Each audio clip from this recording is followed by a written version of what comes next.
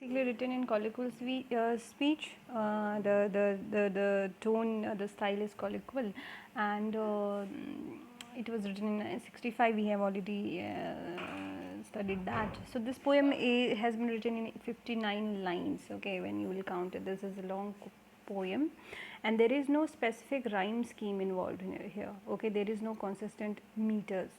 It is loosely structured. Okay, there are no rhyming scheme and things like that.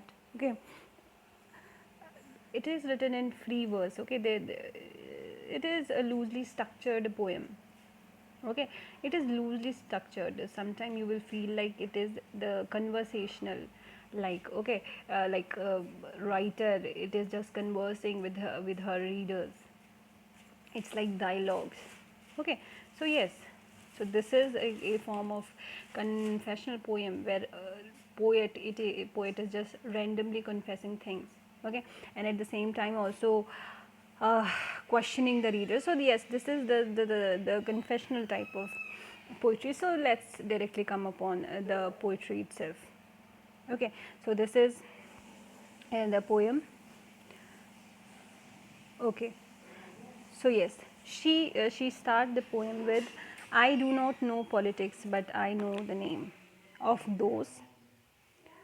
Okay, and can repeat, but I know the names of those in power and can repeat them like days of week or names of month beginning with Nehru. Getting it? Okay, there is no sort of introduction or nothing. She just abruptly she start the poem, and she tell that to her readers that she does not know anything about politics. Getting it? She know nothing about, okay, that she know nothing about politics in detail, but she definitely know about the names. Okay, names of all the people who have been in the power. Okay, getting it? She has no detail of, she did not write about politics, she did not know what politics is all about, but she definitely know about the names or the name of leaders, about the name. Okay, these lines they denote that she had this deeper knowledge. Getting it? She definitely don't write about politics, but definitely she had the knowledge about it. She is not a fool. Getting it? She's just trying to prove it that I definitely know nothing about politics. Okay, she does not know politics in details, but she definitely know names of those who are in power, and she remember the names. Okay, she very easily she can remember the names, just like one can easily tell the names of weeks or name of month of anything. She know each and every politician right from the beginning with Nehru. Okay, Nehru. Oh, okay, so yes, she can tell easily all of those things. Similarly, just how easily one can tell about the names of weeks or months. Okay, and she has taken one of the famous politician of that time, Nehru. Getting it? She wrote in that time when Nehru was in the power politics. Getting it? Nehru was in politics when Nehru was in power. Okay, so yes, the thing is that she actually do not care much about politics. Getting it? What she actually trying to say, that she does not care much about politics. She knows name just as a general knowledge. Okay, and yes, the thing is that she is trying to say that poem is definitely not about that. Getting it? It is not. It is just not about politics or anything. It is something else. Okay, so yes, you can note here that there is a certain kind of disjointment in this poem. Okay, because the first poem, the first line of the poem, you can say, has nothing to do with third line. Getting it? You can say with the lines, uh, like the fourth lines, it has nothing to do with it. Getting it? So yes, this is the disjointment, and this is one of the feature of confessional poetry, the disjointment, where there is no linkage. Okay, the sentence, they have this disjointment. All right. So yes, and I am Indian, very brown, born in Malabar. I speak three languages, write in two, and dream in one. Getting at how strong these lines are, she said that I am Indian, okay, very brown. Okay, she is telling about the texture of her skin, that I am Indian and I am very born, and I was born in Malabar. I speak three languages. She said that she can speak three languages, but I write in two. But I dream in one language. Getting it? So these are the strong words. Getting it? What she is just trying to say, she is just introducing herself, and she said that first and foremost I am an Indian. Okay, getting it? I am not a Keralite, or if I belong to certain reason, no. For I am an Indian, and I am brown in color. Okay, getting it? But we are not sure here that in which language she dream as of now. Okay, we do not we are not sure from these lines. Okay, maybe we will, after we will go in depth of poem. Okay, so yes, getting it? So yes, you can just realize it, that when we see that writing in English nowadays, it is not a big thing, but back in those days, just realize it. Okay, this is the time of Nehru. Getting it? India has just gained its independence. It is that time. So yes, for a woman, and for a woman who's writing, this is a big thing, and simply she's writing in English. Okay, so yes, this was the time, we can say that whenever one is writing in English, it was criticized.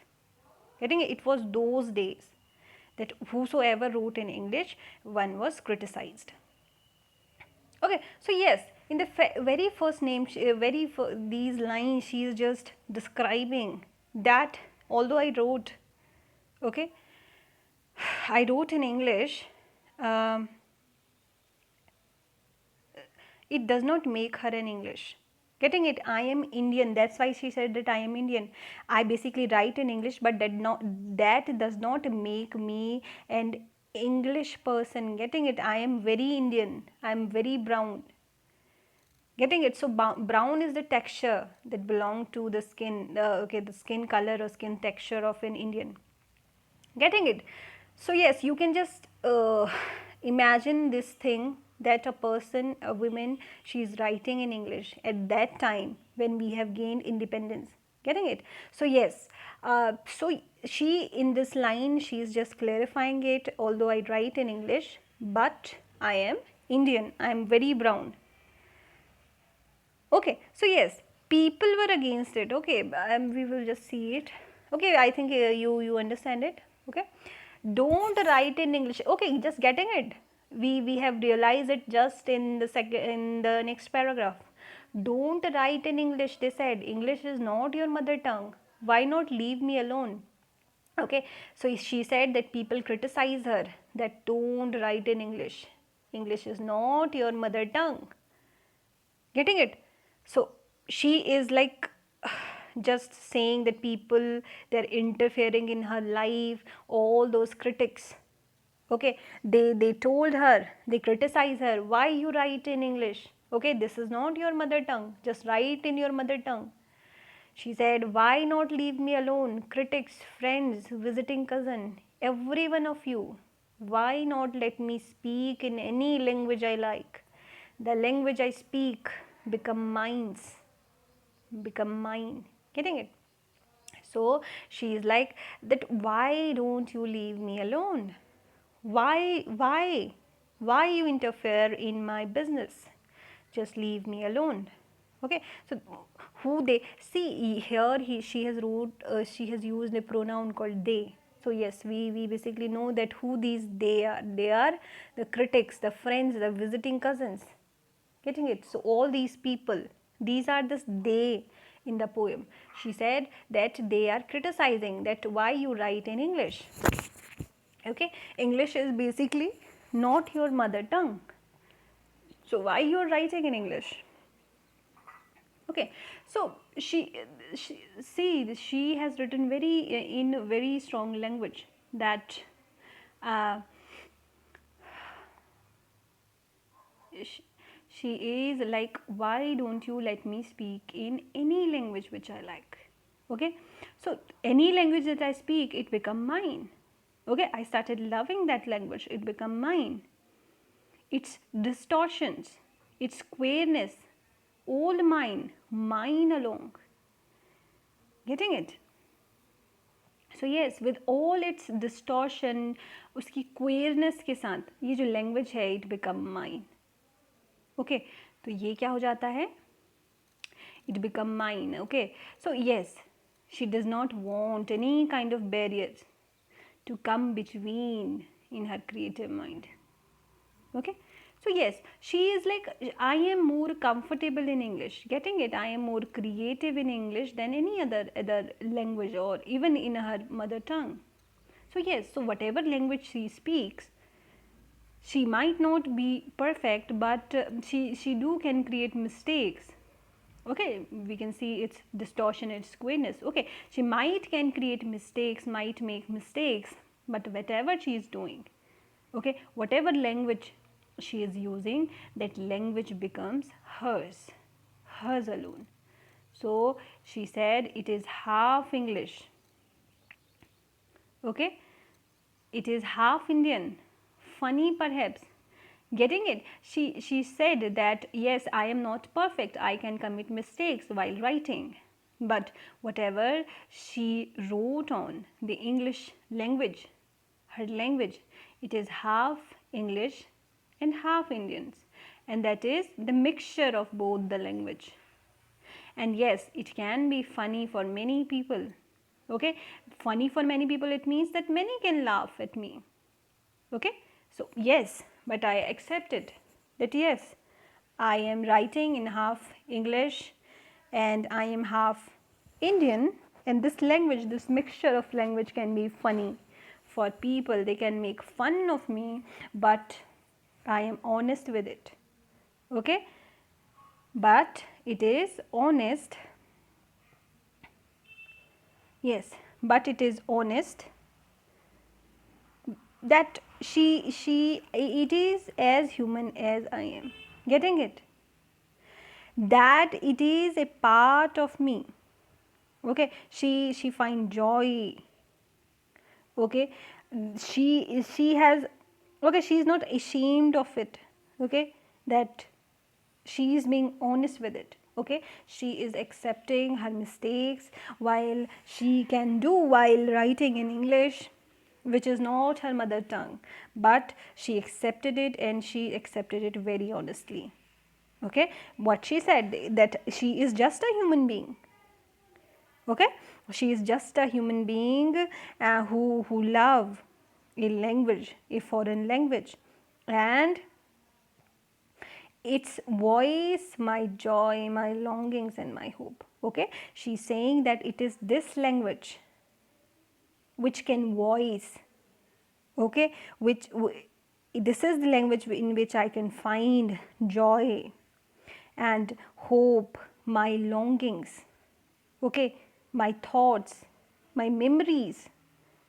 So this is the language in which I can voice all these things. Getting it? So yes, she basically find joy and hopefulness about it. Okay, she just loved this language because she thinks that it is this language in which I can voice my hopes, my joy, and my longings. Getting it? It is useful to me as uh, carving is to the crow and roaring to the loins. Getting it? She is just saying it that this language, it is just It is useful to me like the way the crows crows or the lions roars. So yes, basically what she's saying, that I am very comfortable with this language and it become a part of me. Okay, when lion roars, what lion do? Why lion roars? It basically roars to you can say show its importance. Getting it? He roars because what he's trying to show is the lion, it is trying to depict the authority, his authority. So similarly, the writer is saying, I can roar like lion in this language. Getting it? I can voice myself. Getting it? So yes, she said that this language, it becomes so much that it become an inevitable to avoid it. Okay, so it just become that how craving it is necessary for crow and roaring for Indian, for lion. So as English language, it is necessary for her. Okay, getting it? So yes, so we will just finish it till here and we are going to study it in the next lecture. All right.